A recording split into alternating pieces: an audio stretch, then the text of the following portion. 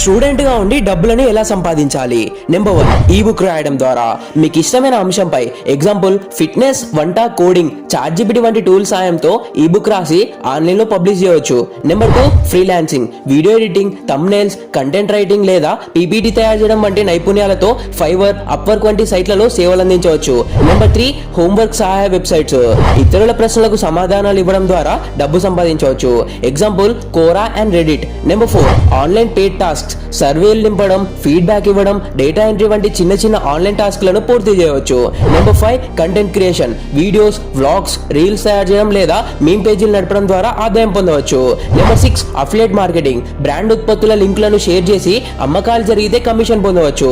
Number 7, creator management, creators తరపున బ్రాండ్లతో deals మాట్లాడి మధ్యవర్తిగా కమిషన్ తీసుకోవచ్చు. నెంబర్ 8, కోడింగ్ కాంపిటీషన్స్, కోడింగ్ నేర్చుకుని హ్యాకథాన్లు, పోటీలలో పాల్గొని పెద్ద మొత్తంలో నగదు బహుమతులు గెలవచ్చు. నెంబర్ 9, డొమైన్ ఫ్లిప్పింగ్, హైప్ లో ఉన్న పదాలకు సంబంధించిన డొమైన్ నేమ్స్ ను తక్కువ ధరకు కొని వాటికి డిమాండ్ పెరిగినప్పుడు ఎక్కువ ధరకు అమ్ముకోవచ్చు.